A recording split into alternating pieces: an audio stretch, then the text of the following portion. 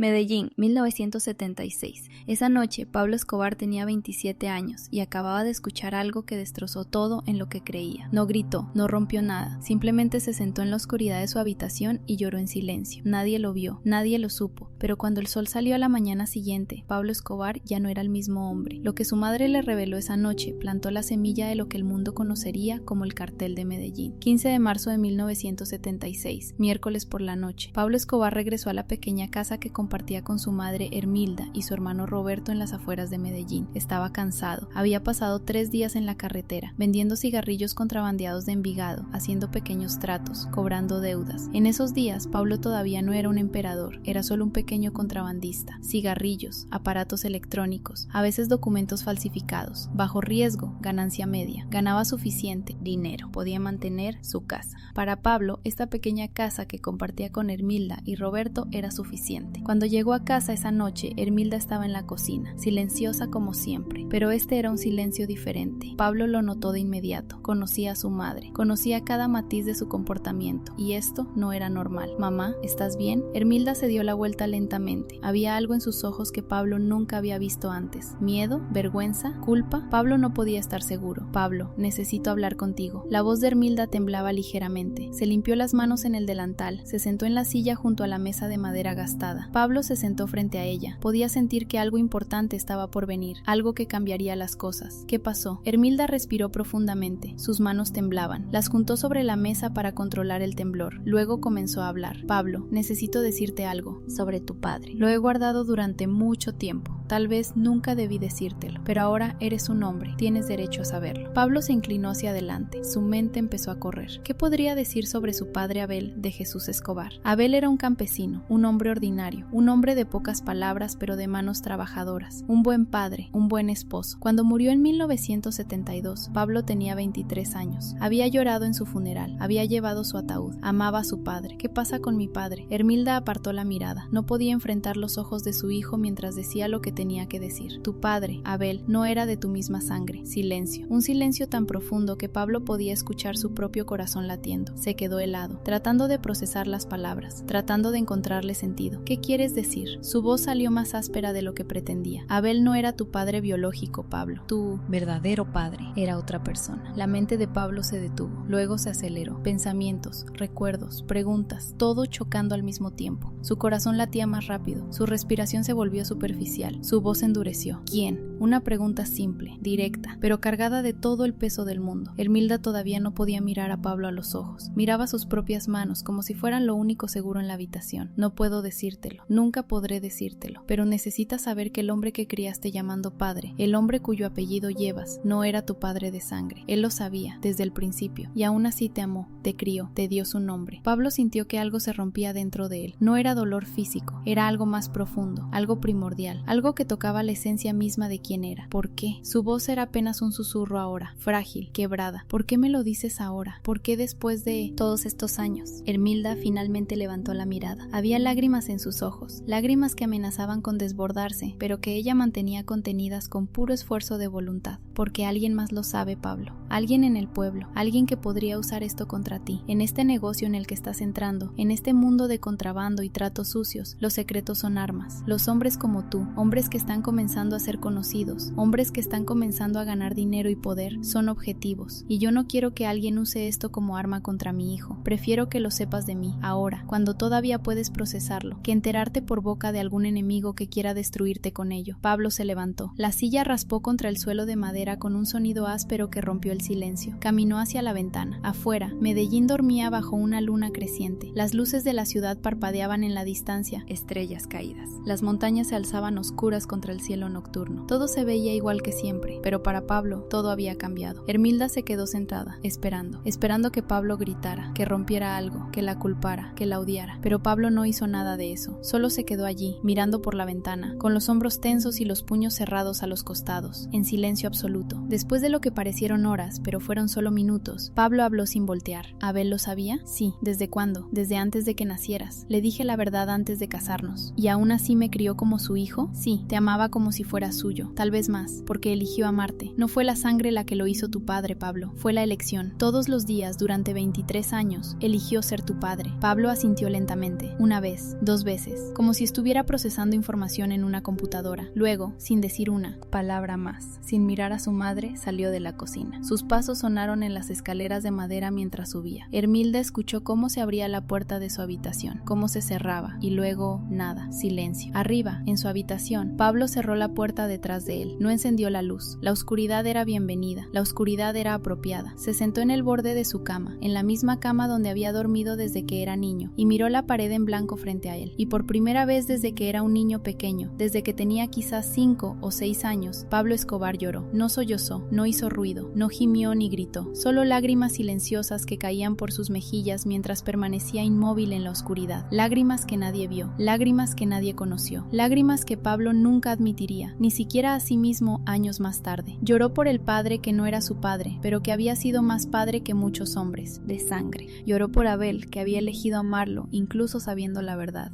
Lloró por la madre que había guardado este secreto durante 27 años, cargando ese peso sola. Lloró por el niño que había sido, el niño que creía saber quién era, de dónde venía, qué sangre corría por sus venas. Lloró por la inocencia perdida, por la certeza destruida, por la identidad fragmentada, y lloró por el hombre en el que se estaba convirtiendo, un hombre que ahora sabía que todo lo que creía saber sobre sí mismo había sido, en cierto nivel fundamental, una mentira. Pero mientras lloraba, mientras las lágrimas caían en silencio, algo más estaba sucediendo dentro de Pablo, algo oscuro, algo frío, algo que crecía en las sombras de su alma como una planta venenosa. Hermilda había dicho que los secretos eran armas, que en el mundo al que Pablo estaba entrando, la información era poder y los secretos eran vulnerabilidades. Pablo acababa de aprender la lección más importante de su vida. Si la verdad podía ser usada como arma contra ti, entonces el poder era la única defensa real. Si tu identidad podía ser cuestionada, si tu legitimidad podía ser puesta en duda, entonces debías convertirte en alguien tan poderoso, tan temido, tan absolutamente dominante, que nadie se atreviera a cuestionar nada sobre ti. Si el mundo podía mentirte sobre algo tan fundamental como quién era tu padre, entonces tú podías mentirle al mundo sobre todo lo demás. Si las reglas podían ser rotas tan fácilmente cuando se trataba de ti, entonces tú también podías romper las reglas, todas ellas, sin excepción, sin remordimiento. Esa noche, en esa habitación oscura, mientras las lágrimas se secaban lentamente en su rostro, dejando líneas aladas en su piel, Pablo Escobar tomó una decisión. No fue una decisión consciente, no fue algo que puso en palabras o que escribió o que se dijo a sí mismo en voz alta, pero la decisión estaba ahí, formándose en las profundidades de su mente, cristalizándose en las sombras de su corazón. Nunca más sería vulnerable, nunca más permitiría que alguien tuviera ese tipo de poder sobre él, nunca más sería el hombre que podía ser herido por la verdad o destruido por un secreto. Se convertiría en alguien tan poderoso, tan rico, tan temido, tan respetado, o al menos tan temido que el respeto vendría como consecuencia, que su pasado no importaría, que sus orígenes no importarían, que la sangre que corría por sus venas no importaría. Se convertiría en su propia verdad, su propia realidad, su propia ley, el juez, el jurado y el ejecutor de su propio destino. Los recuerdos vinieron entonces, sin que los llamara, recuerdos de Abel. Abel enseñándole a montar en bicicleta cuando tenía 6 años, corriendo detrás de él con las manos extendidas, listo para atraparlo si caía. Abel llevándolo al mercado los domingos, comprándole dulces que realmente no podían permitirse. Abel leyéndole historias por la noche, su voz áspera pero gentil en la oscuridad.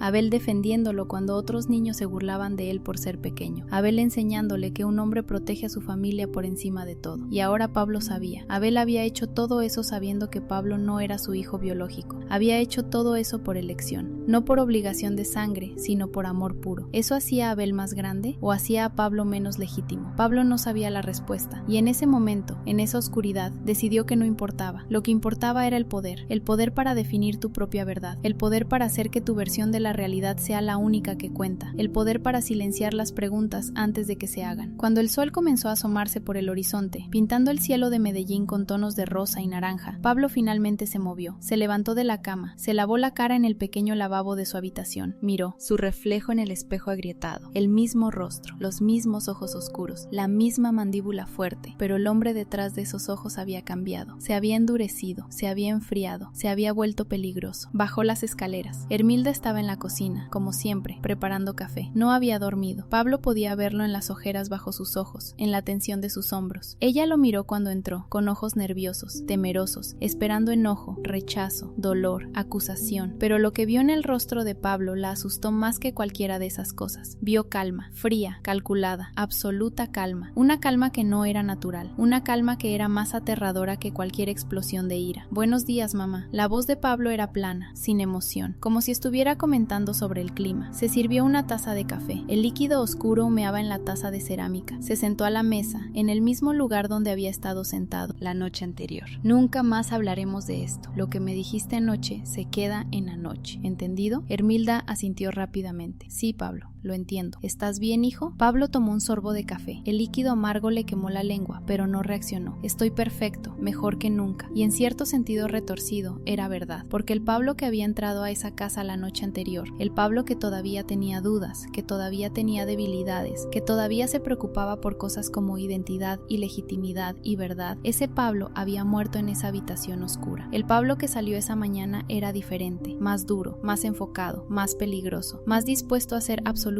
cualquier cosa necesaria para asegurarse de que nunca volvería a sentirse vulnerable de esa manera. Los siguientes días fueron extraños para Hermilda. Pablo actuaba normal, iba a sus negocios, hablaba con Roberto, comía con la familia, pero había algo diferente, una frialdad en sus ojos que no había estado allí antes, una distancia que no podía ser medida en metros, pero que era palpable. Y entonces, Pablo comenzó a cambiar sus actividades, comenzó a hacer contactos más peligrosos, comenzó a tomar riesgos mayores, comenzó a moverse en círculos donde la cocaína, no solo los cigarrillos, era la mercancía. Hermilda lo veía y se preguntaba si había hecho lo correcto, si al revelarle la verdad esa noche, había desatado algo en su hijo que hubiera sido mejor dejar dormido. Los años siguientes lo probarían. En 1977, Pablo conocería a Gustavo Gaviria, su primo, quien se convertiría en su socio más cercano en el negocio de drogas. En 1978, Pablo haría su primera gran transacción de cocaína, moviendo kilogramos a través de la frontera con una eficiencia que sorprendió incluso a los veteranos del negocio. En 1980, el cartel de Medellín estaría en pleno funcionamiento, una máquina bien engrasada, producción y distribución. Para 1982, Pablo sería elegido al Congreso colombiano, comprando su camino hacia la legitimidad política. Para 1989, la revista Forbes lo incluiría entre los hombres más ricos del mundo, estimando su fortuna en miles de millones de dólares. Pero todo había comenzado esa noche cuando Hermilda le dijo la verdad, esa noche cuando Pablo lloró en silencio, esa noche cuando algo fundamental murió dentro de él y algo más oscuro, más poderoso, infinitamente más peligroso, nació para ocupar su lugar. Años más tarde, cuando Pablo estaba en la cima de su poder, cuando controlaba rutas de tráfico en medio continente, cuando políticos temblaban ante su nombre y policías miraban hacia otro lado cuando pasaba, Hermilda intentó hablar con él sobre esa noche una última vez. Fue en 1988, durante una cena familiar en una de las muchas propiedades de Pablo. Pablo, ¿alguna vez has perdonado lo que te dije aquella noche? Pablo la miró. Sus ojos ya no mostraban emoción, ya no mostraban calidez. Eran los ojos de un hombre que había ido demasiado lejos para regresar. ¿Perdonar qué, mamá? Me diste un regalo esa noche. Me mostraste que el mundo está construido sobre mentiras, que la familia, la sangre, la identidad, todo es solo una historia que nos contamos, y que el poder